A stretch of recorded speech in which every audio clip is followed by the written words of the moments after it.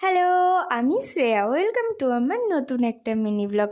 আজকে তো চলে গেছিলাম আমাদের এখানে একটা মন্দির আবার নতুন করে করা হয়েছে, তার উদ্বোধন ছিল। সেখানে গিয়ে তো দেখি বাজি ফাটাচ্ছিল, তাই দাঁড়িয়ে দাঁড়িয়ে আমরাও খানিকক্ষণ বাজি ফাটানো দেখে নিলাম। এই হচ্ছে সেই মন্দিরটা। মন্দিরটা তো 70 বছরের পুরনো, কিন্তু আবার নতুন করে বানানো হয়েছে মন্দিরটাকে। অনেক কিছু করা হয়েছে, অনেক কাজ করেছে, খুব সুন্দর করে সাজিয়েছে মন্দিরটাকে। মন্দিরটা তো দারুণ লাগছিল। তারপরে আমরা চলে গেলাম মন্দিরের ভিতরে। ওখানে কীর্তন হবে, তো অনেক লোকজন ছিল। আর মন্দিরটার দেয়ালে তো অনেক রকমের মূর্তি করেছিল ঠাকুরের। খুব সুন্দর লাগছিল মন্দিরটাকে দেখতে।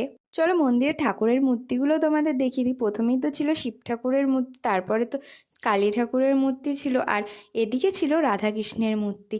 তো মন্দিরটা তো খুবই সুন্দর লাগছিল, তাই আমরা মন্দিরে খানিকক্ষণ ঘোরাঘুরি করে নিলাম। ঘোরাঘুরি করে যখন বাইরের দিকে বেরোচ্ছিলাম, তখন দেখি শম্পা গোস্বামীর আসার কথা ছিল কীর্তন করতে। তো সেও চলে এসছে। তো শুরু হয়ে গেল অনুষ্ঠান। মন্দিরের থেকে বাইরে বেরোতেই ঘটে গেল আরেকটা ঘটনা। আমি আর আমার বোনের জুতোটা এক জায়গায় রেখে দিয়েছিলাম। বোনের জুতোটা ছিল, কিন্তু আমার জুতোটা ছিল না। অনেক খোঁজাখুঁজির পরেও যখন আমি আমার জুতোটা পেলাম না, তারপরে আর কি করব, তাই আবার আমার জন্য নতুন একটা জুতো কিনে নিলাম। আর বাড়ি আসার সময় তো দেখি এখানে কীর্তন শুরুও হয়ে গেছিলো। বাড়ি আসিনি ঠিক, ওখানেই প্রসাদ দিচ্ছিল, তো প্রসাদ খেয়ে নিলাম ওখানে। আর দেখো কত প্রসাদ, অনেক লোকের আয়োজন করা হয়েছিল, প্রায় 20,000-এর মতো। তো প্রসাদ খেয়ে আমরা চলে আসলাম বাড়ি। তো আজকের ভিডিওটা এই অবধি, টাটা।